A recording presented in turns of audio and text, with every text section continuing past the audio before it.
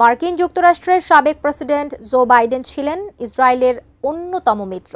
ফলে বাইডেন প্রশাসন সে সময় ইসরায়েলকে কোনো জবাবদিহিতা ছাড়া সহায়তা করেছিল।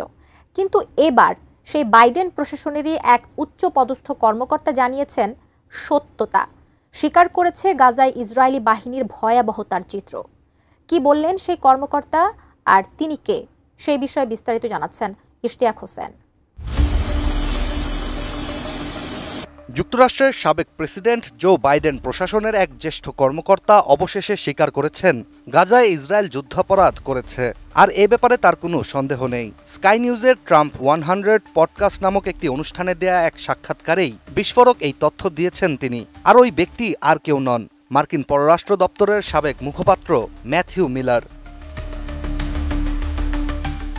2023 সাল থেকে বাইডেনের মেয়াদ শেষ পর্যন্ত স্টেট ডিপার্টমেন্টের মুখপাত্র হিসেবে দায়িত্ব পালন করেছিলেন ম্যাথিউ মিলার। তখন তিনি বেশ কয়েকবারই ইসরায়েল গাজা ইস্যু নিয়ে বিবৃতি দিয়েছিলেন, কিন্তু এবারই প্রথমবারের মতো জানিয়েছেন যে ইসরায়েল যুদ্ধাপরাধ করেছে।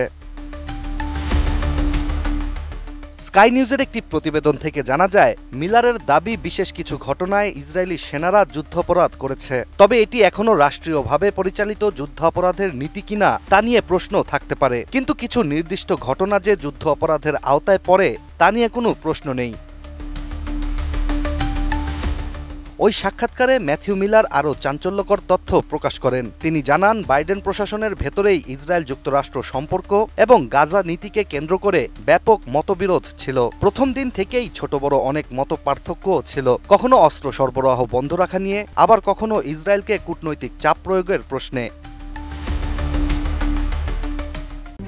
RICL TMX, যুগের পর যুগ স্থাপনা থাকে মজবুত। এছাড়া মিলারের বক্তব্য অনুযায়ী 2024 সালের বসন্তে যুক্তরাষ্ট্র 2000 পাউন্ড বোমা সরবরাহ স্থগিত করেছিল, কারণ আশঙ্কা করা হচ্ছিল ওই অস্ত্রগুলো গাজায় অনুপযুক্তভাবে ব্যবহার করা হতে পারে। মিলারের মতে প্রশাসন সেই সময় এক কঠিন রাজনৈতিক ও মানবিক দ্বন্দ্বে পড়েছিল। একদিকে ছিল দীর্ঘদিনের মিত্র ইসরায়েল, অন্যদিকে আমেরিকান অস্ত্রে নিহত নিরীহ ফিলিস্তিনি বেসামরিক মানুষ। গাজায় প্রতিদিন হাজারো মানুষ মারা যাচ্ছিল বলেও জানান মিলার। তখন মিলার নিজেকে প্রশ্ন করেছিলেন, সে সময় মে থেকে জানুয়ারির মাঝামাঝিতে তারা কি আরও কিছু করতে পারতেন একটি স্থায়ী যুদ্ধবিরতি নিশ্চিত করতে।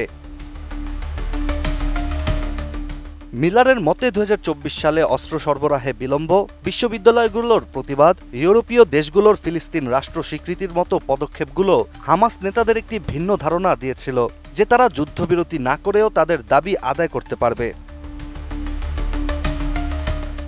এছাড়া 2024 সালের নির্বাচন নিয়েও কথা বলেছেন ম্যাথিউ মিলার। জানিয়েছেন সরকারের বাইরে থাকলে তিনিও আরও ভালো একজন প্রার্থী প্রত্যাশা করতেন। তার মতে বাইডেনের চারপাশে কেউই সাহস করেননি বাইডেনকে বলতে তিনি এই দায়িত্ব পালনের জন্য উপযুক্ত নন।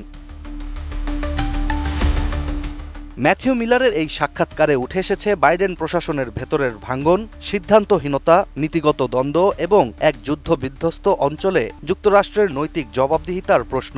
তার বক্তব্য আমেরিকার নীতি নির্ধারকদের উপর নতুন করে আলো ফেলেছে এবং গাজা পরিস্থিতিতে যুক্তরাষ্ট্রের ভূমিকা নিয়ে কঠিন প্রশ্নও তুলেছে। Ishtiaq Hossain, ATN news.